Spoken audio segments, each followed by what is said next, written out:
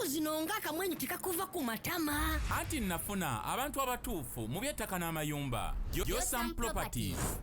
Bano bakufunira ettaka mu buli sayizi yonna gy'oyagala. Oyagala lya kyapa oba lya ndagaano. Oyagala lya kulimirako oba lya kulundirako. Naawe ayagala ery'okuzimba. Basangibwa Nansana okumpi ne Nansana Municipal Council. Bakubire ku ssimu 0748935 Hello everyone, my name is Sammy K. I work with Unique Media, a gospel platform committed to sharing love and hope in our community. On 30th May, we will be hosting an outreach called Unique Girls Empowerment. Yes, Unique Girls Empowerment. Our mission is simple but powerful: to support and empower young girls between the ages of 15 and 18. Many girls in our community struggle to access basic menstrual hygiene products. So something that is completely natural often becomes a reason for shame, stigma, and even missing school. That is why our message is clear. Menstruation is natural. The stigma isn't. Through this outreach, we aim to provide reusable sanitary pads, soap, shavers, knickers, and other essential hygiene items to young girls in need.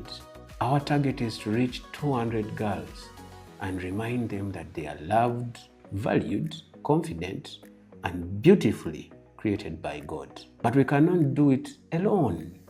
We invite you to partner with us through donations, support, or simply spreading the word so that together we can make a difference in these young lives. If you'd like to support this cause, please contact us on +256 786 026 647. Join us as we stand together to empower the next generation of young women. Remember, menstruation is natural. The stigma isn't. God bless you. Okay, buterevu nkwaniriza nate ku mukutu gaggadde emikutu gyaffe gino egyenjawulo ali ku Focus TV nga kwotulabidde, thank you so much. Then ali ku Unique Media nga naye kwotulabira akola kyamaanyi nnyo nkujjukiza okusubscribinga because bwo subscribinga kituyambako okweyongera mu maaso. Ndine musumba mulokole Sami Asajja Samike era nga nabagamba nti buli w'omulaba ebiseera ebisinga wemba naye tuba tugenda kuyowa myoyo, tugenda kwogera ku bintu ebikwatagana ku akumusumba ngosisi. Sami ibanga litumaze naawe buli wensinkana wayatula kati nze nalowooza musumba wedde emirimu musumba ssebo nkubuuzaako mukama wange ndowooza tumalirize so kubeera wano ng'ontyoboola butyoboozi kikyenyogedde ekikyamu. Ddamu okola introduction ennungi, ddamu okole bakulaba, ddamu. Gwendi naye si mulala ne Samike musajja mulokole yayatula. Mukama yebazibu. Amina sebo. Ekyomusumba kibuyisiza ddala bubi. Because siri tonna kibeera. Saala nnyo kwetuma bye siri. Ne wandi yangu gye kuba olwo benda babakyeyita bambi nga babulira mu ddala. Anti kati ekizibu kye nakugamba Katonda yatusindika mu nsi. Yes. Okukyusa ensi. Obuzibu buli nti abasinga ensi yabasinga amaanyi. Yo ne bakyusa. Kale ate ensi nekola ki? Kati abona bolaba abeeyita abasumba tebeeyita bweyisi baali basumba. Naye kye bataapingako kye kyakyuka. Naye ate ng'omusumba omukulu yali mu ggulu. Kati baneeno wansi eno bo tubayite ki? Baweereza ba Katonda. N'ekirungi abatugoberera ku mikutu gino era ne ku Unique Media so twagikola eyo nga tugezaako okumenya kategori z'abantu bano na titles ebeepatiikako ez'enjawulo tugenda tuzitanya ate agiraba ajja kuddayo akebereyo naye nga omulamu ogwaleero Sami lwaki nkunoonyezaako tukulaba nga tutanya ku bino ebigenda mu maaso mu ggwanga ndi omu ku abo abapikinga interest mu misango njagamba egigambibwa kuba kkooti tenaba kugisala kyankomeredde omusumba omu eyatwalibwa mu kkooti ku nsonga z'ebisiyaga naye nagenda okuddamu okwekkanya abasinga abavuddeyo kubanga batagingibwa ku kisiyaga ku bisiyaga omuze guno balokole neŋŋamba njafuna omusajja omulokole amazeemu ebbanga ate ekirala besides being omulokole ono wa bulijjo igwe omukutu gwa Unique Media okyaza abo abalokole ate obigenda nnyo buziba okubigenda into details nga nja mufuna mubuuzi lwaki kiri ku balokole era kireka wa church tambulirawo kati sibuuzaako ku bantu ge mateeka amapya agali ku focus osobola okubuuza okubabuuzaako oba osobola obbalamusaako okay mbabuuzaako mwenna abeekumira ku mukutu gwa Focus TV mwebale kubeerera mu kyali wange ono nvudde Ddwala nno naye myaka mingi mbabuuzaako bale kubanga mumugoberera yogera birungi byereere anti kati awo mba nyina kusirika busirisi bitono betudda ku birungi bitono naye nakulabye mu birungi ebitono ebyo nakulabye okoze story omwana nga wa information ya pastor kirungi omanyi amawulire bwe g'abantu kyalinawo abasobola okukola story ez'amazima kiba kirungi aba Unique Media mbabuuzaako mwebyaffe mubimanyi buli wembadde naawe ku seti nga baagala nkubuuza ekibuuzo kimu mbu tokiddangamu olokoka ddi nga sinnatandika mulamwa kyekikumpisa omusumba bannange buli tusisinkana olokoka ddi okay kale yogera nga kamera ekulaba nti Katonda tomwagala kale abali ku yogera nti Katonda tomwagala Focus TV wamu ne Unique Media mbakakasa nti interview eno bambi weggwera tunogenda okudda mu interview endala nganja tudde oli mulokole anti kati endagaano togikoze nange wezolowooza ogikoze nange gikoze nange gwe ojja kiraba omanyi musaagasaaga nnyo naye tugende ku mulamwa kakati adde omulokole omutuufu aba agoberera ani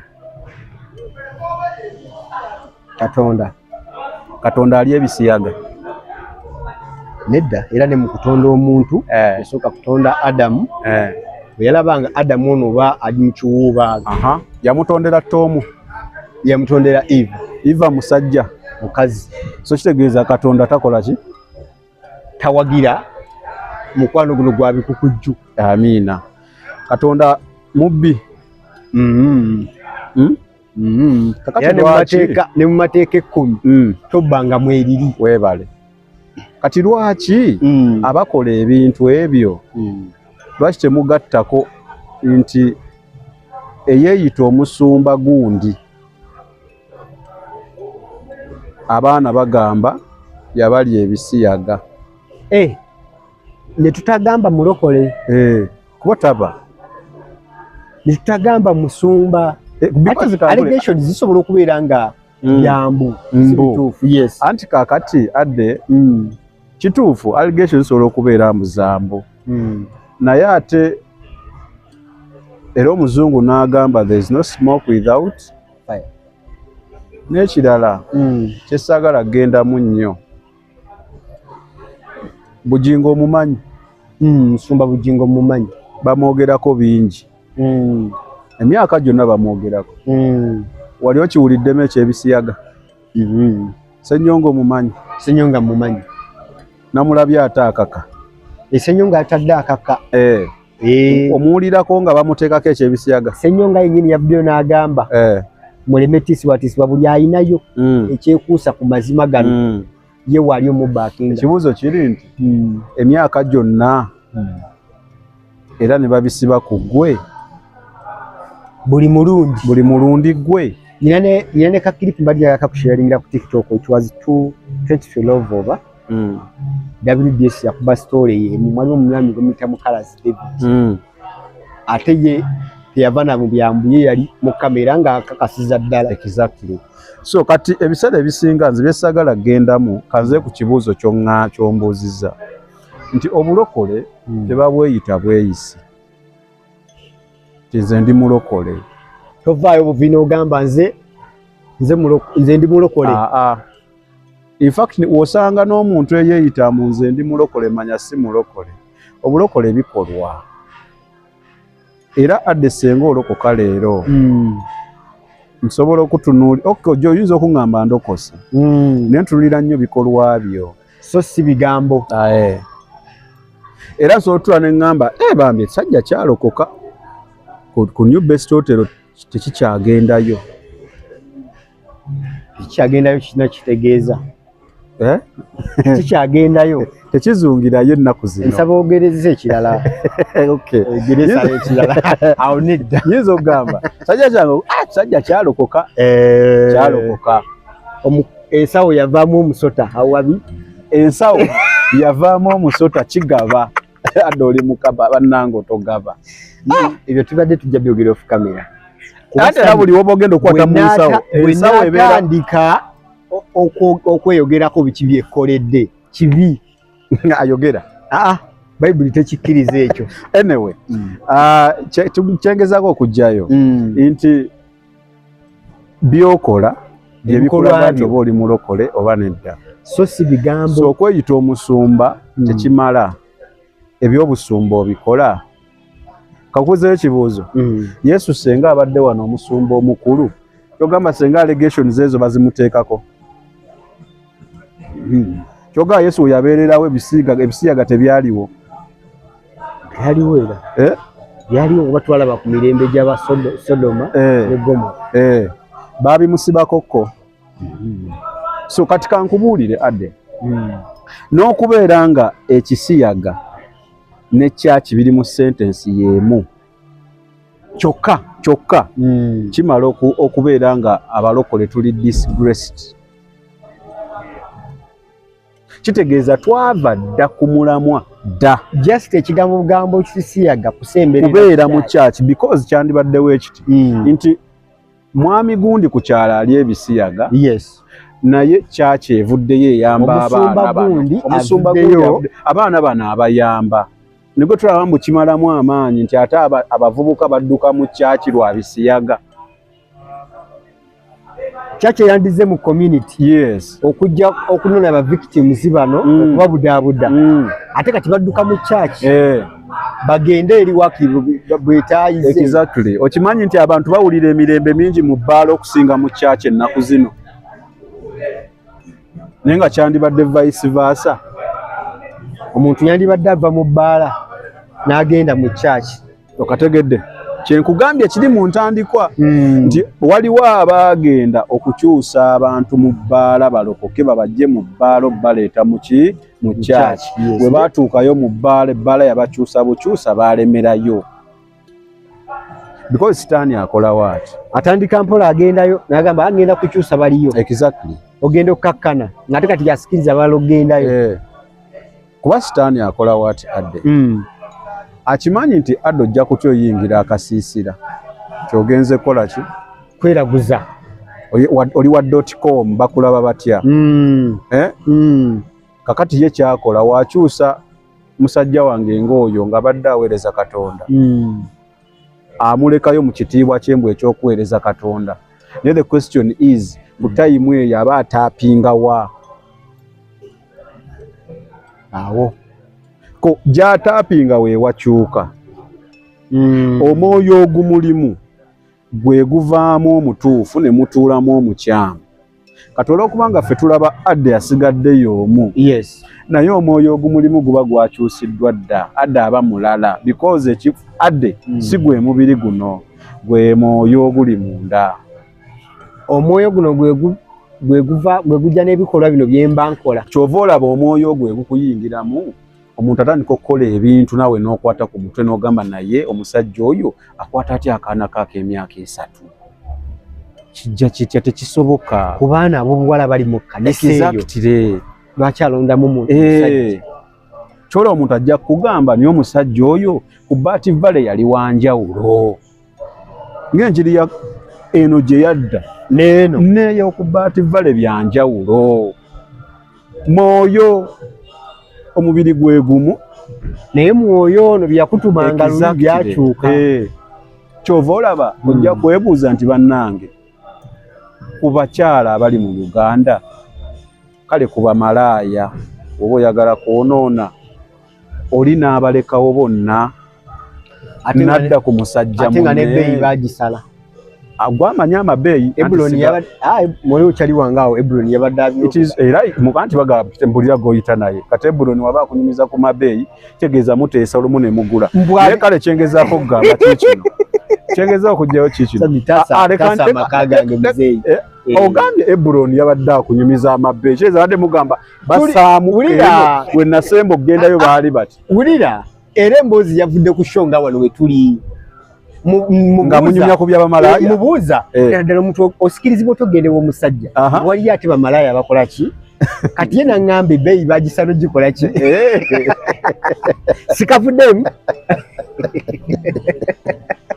alaye omanye ekijjula munda kyekifuluma yes kati kyembadde nza okugjayo tikyobulaba omuntu akola ekintu Yesu akyali mu kitiibwa kya busumba era nga ffe tumuyita musumba musumba ade yes era from kyobola abasumba bano ebiseera nga batandika bulungi naye omwoyo guli gwe gukyuka n'atandika okulaba kati nkwa example abasiyaza abo balaba amazima baba tebasaaga baba tebalimba omwoyo ogubalimu guba kyeboogera kyekyo ye wakugamba nti nze ndi mukyala abatalimba gulaba musajja yagamba nze munda aba mukyala ge mazima omwoyo guli omubi gumuwulisa okuwulira ekyo kyova olaba ebisiyaga tebivaawo nakubasiba mu makomera ebisiyaga bivaawo kusaba because ekizibu kiri spiritual ontegedde kiri spiritual kati okijja ku spiritual omanyi spiritual wokwatibwa endowooza ekyuka n'ebikolwa bye byonna bikyuka yes okategedde kyolaba omuntu wabanga abadde mubbi n'akyuka Mukama n'amukyusa era omwoyo guli omubi gwe guvaamu omutuufu ne gudda ogenda olaba omusajja yali akwata buli kamwa abba n'ebisiimuula awaabira ababbi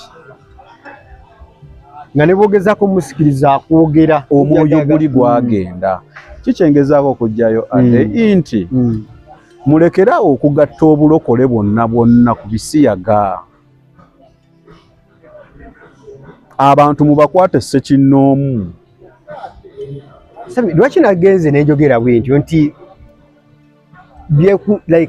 bisemberedde nnyo byekuusa nnyo mu basumba betuyita basumba abalokole abeeyita nage kagatteko byekuusa nnyo kubeeyita abasumba kivula neŋŋamba jakuyita omuntu ono ayongere okuttaanya kubanga kese ziyinza okuba gye ziri ekizibu nnyo father kizibu nnyo owulira gundi bishop kwegamba sikya mu mawulire tekirabika nnyo mu ngeri eyo naye bano ate abeeyita abasumba kibalabikiddeko nnyo kale bameka menyera 5 waliyo engeri yonna nzija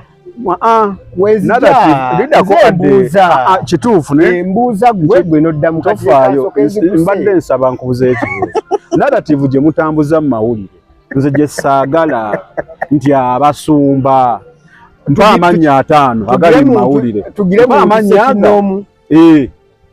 mpaaba bwe baba bawera 5 abatambulira mu mawulire ago mwege be mugatta bonna nti abalokole abasumba mpa 5 nga mannya ojawuliramu allegations ziri ku Pastor Robert Kayanja Ani omulala?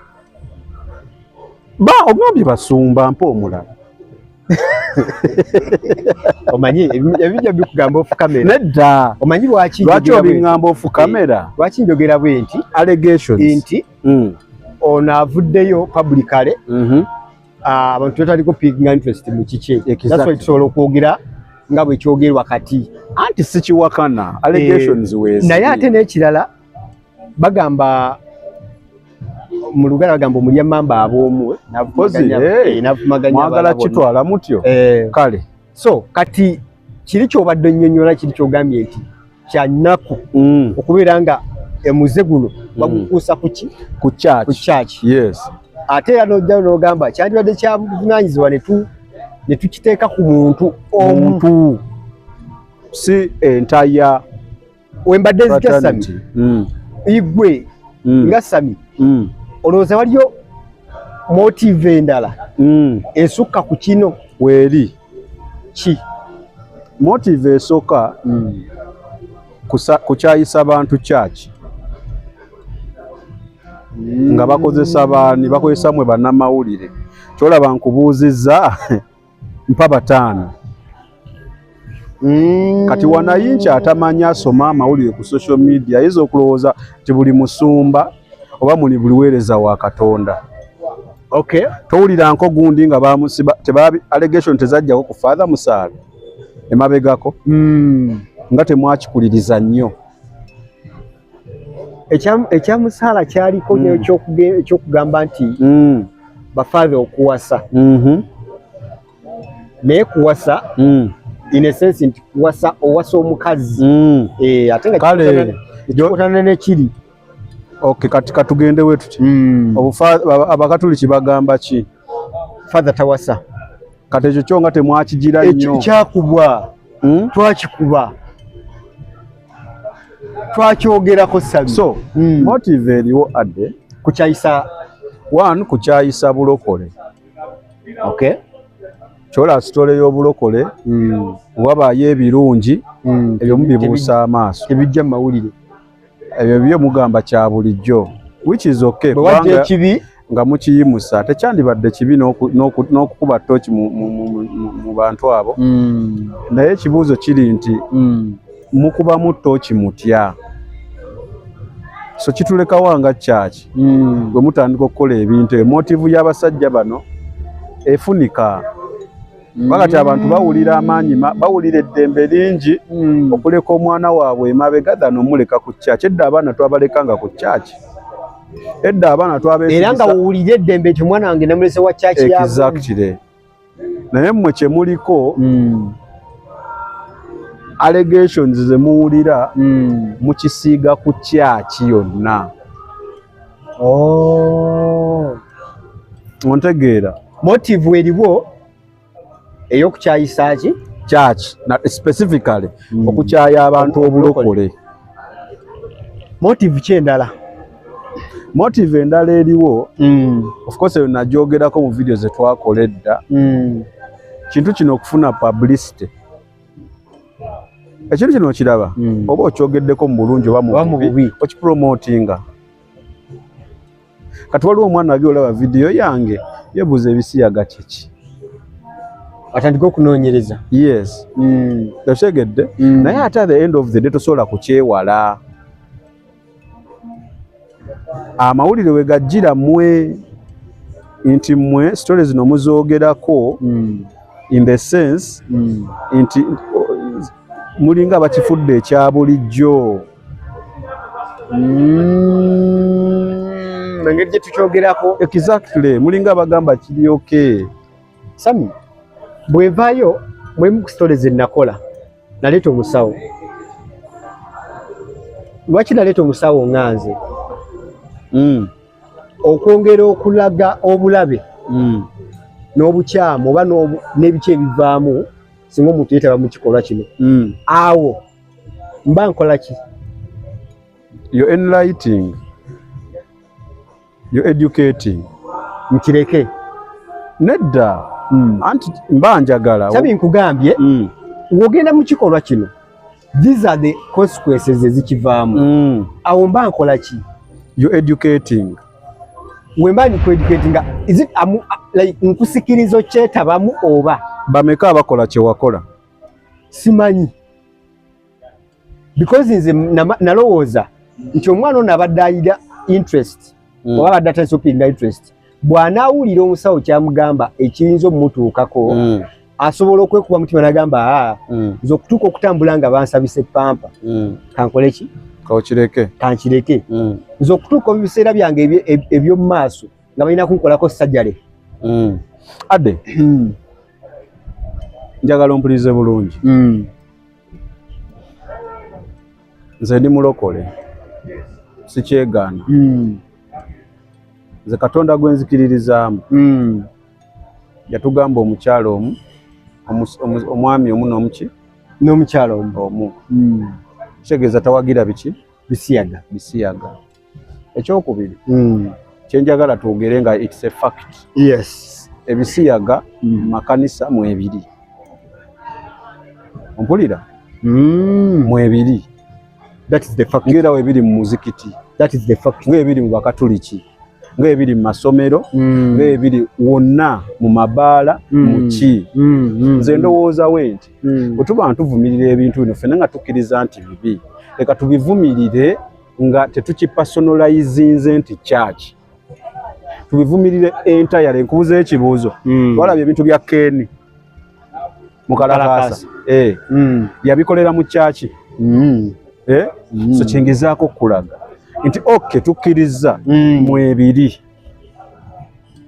nga ebiri mu bakatuliki nga ebiri mu baprotestanti nga ebiri mu bayisiraamu nga ebiri mu masomero nga ebiri wonna generally nga ebiri mu ggwanga lyattu mabaala generally nga ebiri mu Uganda nga ebiri mu kibuga yes ate wotuuka ne mu kyalo okaaba so wetuba tuvumirira ebintu bino leka tubyogereko generale mu nsi mu Uganda yonna temukituuma kyaki ekyo kyandibadde kyangu era kirungi okikola bwe kityo naye kati amawulire gakola bwe gati nsomesa taata kati gwe toli munamawulire ali practical amawulire gakola bwe gati katya story ya Ken bwe tuba tulimuvumirira bisiyaga irrelevant era esobola okukola abantu bagiraba yes naye bw'ofunayo engoma ennene ng'omusumba ono ati ajja najja waggulu wani anti kiriwe era tuba tukola amawulire ye headline mutunde ye headline okusikiriza omuguzi balabe bafune facts zino anti wulira adde enjawulo eri between omusumba ne omusumba ono gwe muliko ne Ken nti Ken alina obutambi Ken yakkiriza n'obutambi bano munsonyiwe nabirya mu myaka 5 emabega ng'alinga gamba 5 emabega tewali bakyala okitegeera ye yakkiriza yes so kitegeeza awo mu mawulire agamba alleging kabaka video ontegedde omusumba mukyali mu byakuteebereza lwaki muleko ne yakkiriza ne yeetonda n'okwetonda ne mugenda kugwe muteebereza era sami mutandikwa twagambye nti tewali muliro tewali mukka kituufu wendaba wali omukka nteebereza nti waliwo omuki omuliro nteebereza naye ate waliwo omuliro gwendaba wano lwaki ngenda okufumbira eri gye nsuubiriza omukka nga wano omuliro gw'omulaba kati ffe tubigatta wamu then kati you're not professional at all sami nga bwevuddeyo n'ogamba nti bikolebwa generally naye abantu abamu bavuddeyo ne bakiteeka ku musumba oba ku basumba olw'ebyo ebiriwo mu ggwanga kino nga tukikoze nga bw'ogambye singa kiba kikolebwa nga bw'oyagala yes kiyinza okuba nga tekinnabeera nga weekiri nga abantu bakitwala nga bwe bakitutte kiyinza kulekawa oba kirekawa ekyaki kigikuba abo abatamanyi byawandiikibwa abo abaalokoka olw'omusumba abaalokoka olw'okubanga maama mulokole abaalokoka kubanga taata mulokole simama mukwano gwange mulokole abagendayo olwokuba bagendayo kuzina mazina mbu ebidongo balokole bakuba ebidongo baba bagenda kugwa n'okugwa amaanyi naye ate abalokola abatuufu abategeera kye baliko kibongera amaanyi so it is two way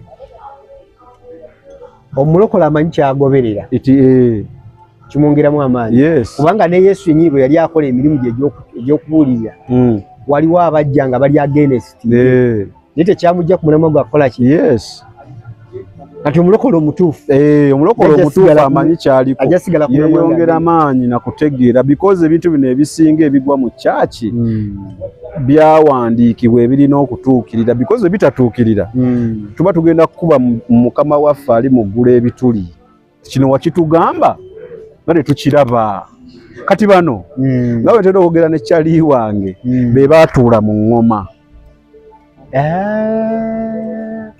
bagitulamu wakati ng'eyalya mu Yesu olukwe we yatuula mu ki Sami kwe ensonga yennyini nyini how about singa kooti evaayo kooti nevaayo ekintu kino ekigguka nekituusa ku nkomerero yakyo negamba ki omusumba yejjeeredde simuli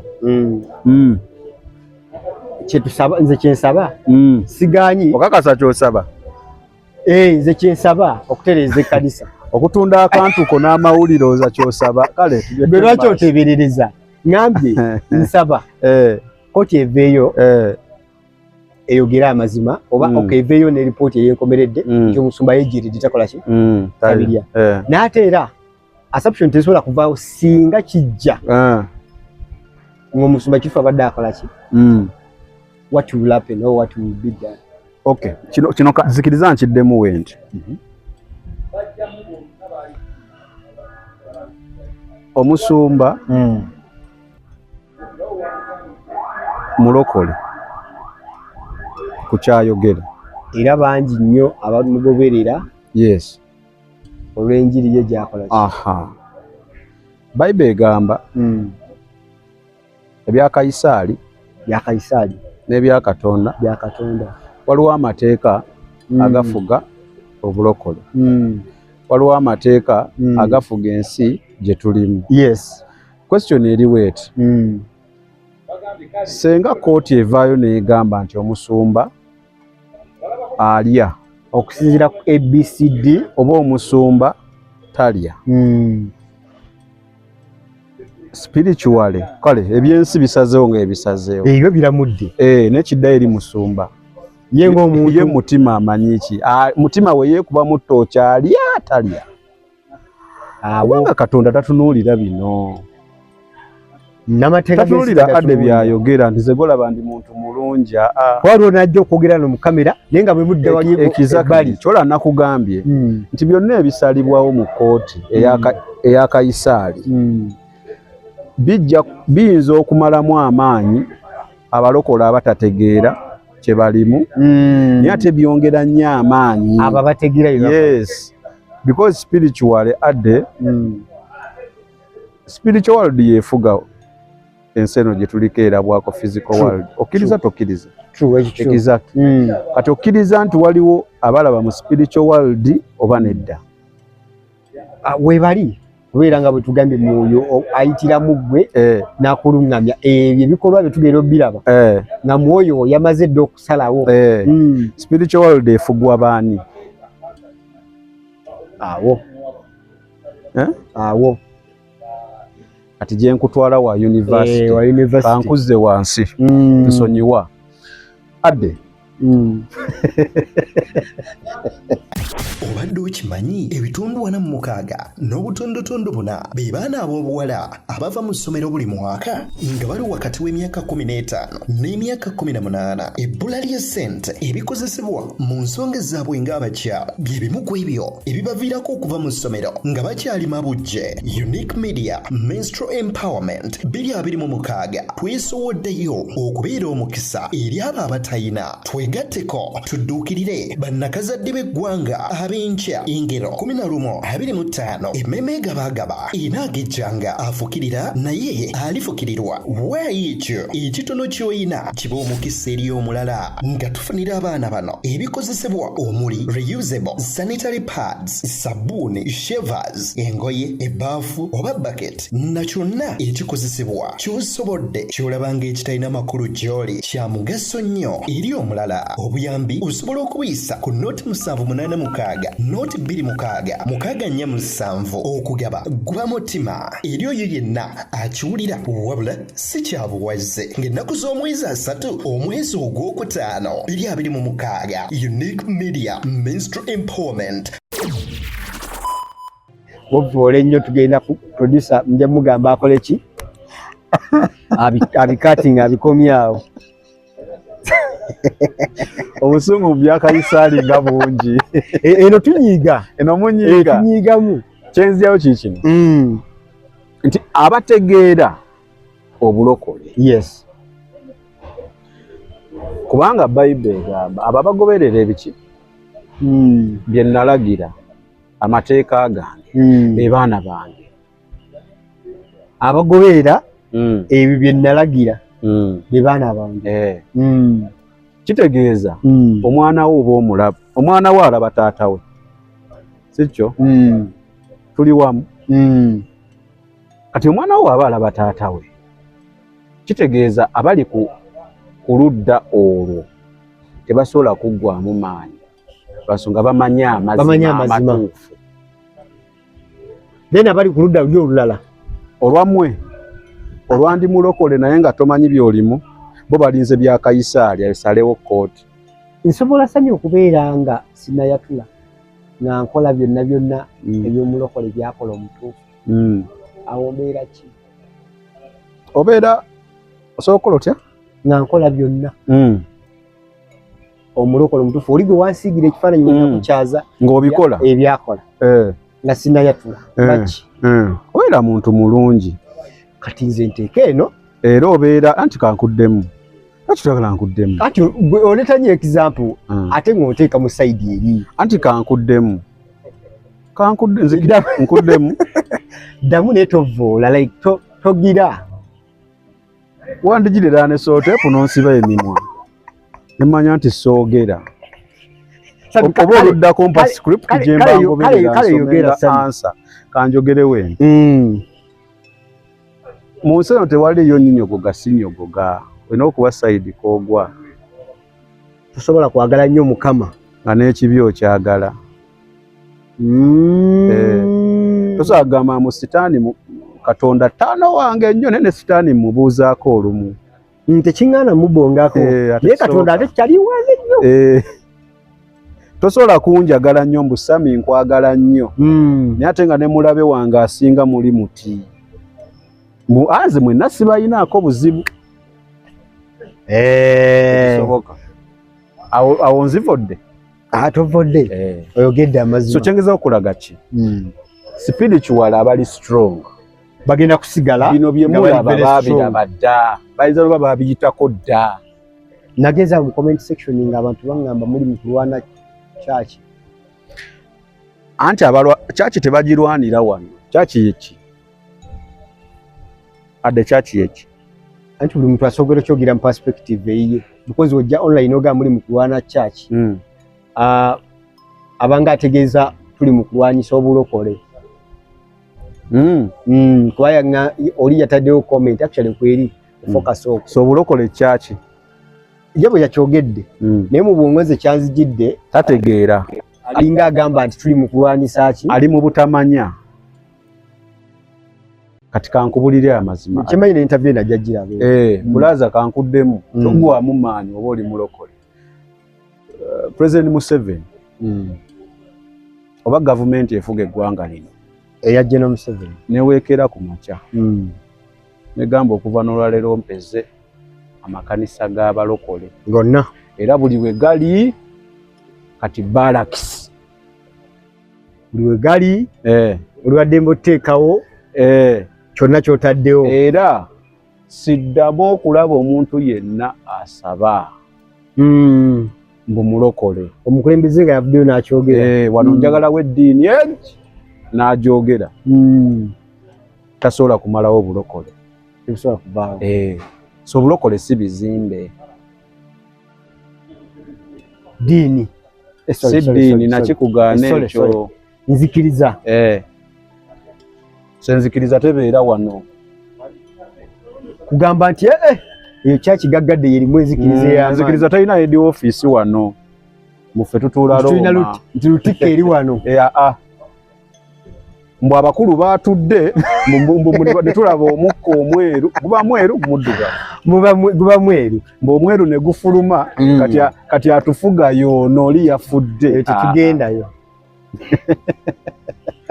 Tetugendayo tukome eno. Tulisa tuli tutyawo sagala ddakiika nga 3 ankooye. Sikukoowa. Njagala abantu mbawe bamanje paati endala. Enjawulo wakati w'eddiini n'enzikiriza. Eddiini eba ne structure.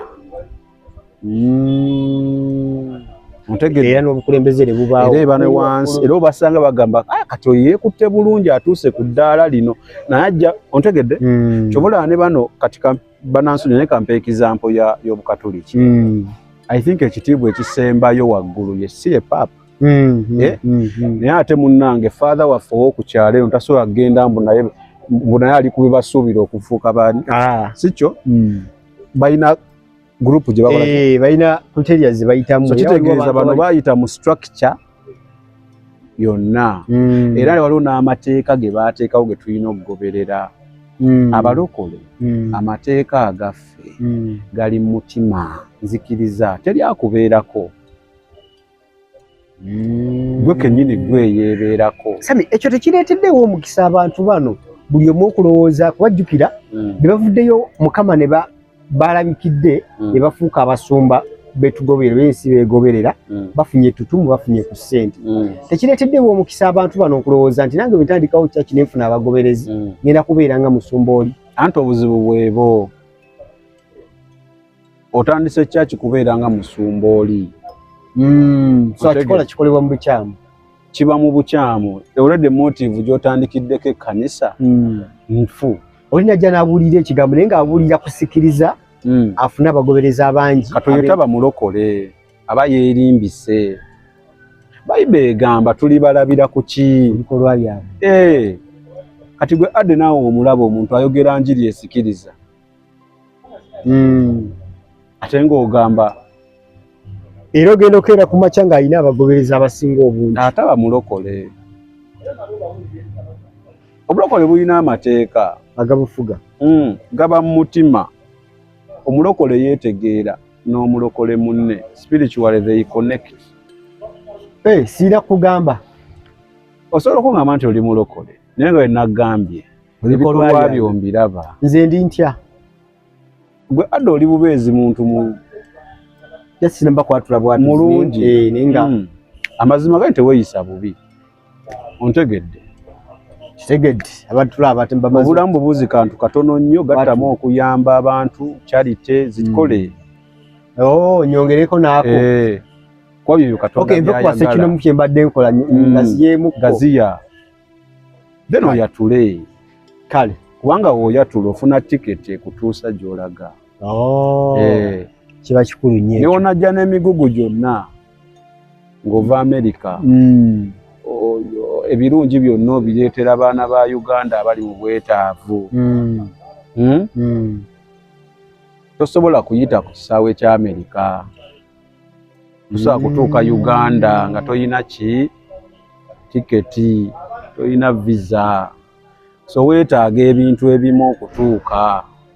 Kati gwe adde ogwa mu bali twakulabiriranga twazimbanga amakanisa twakolanga kino abagambe mugende sibamanyi nti banne twakolanga bino mukama waffe twakola kino n'ekino ABCD sikutegeera agwe sikumanyi kati bulaza lwana nnyo oleme kugamba sikumanyi.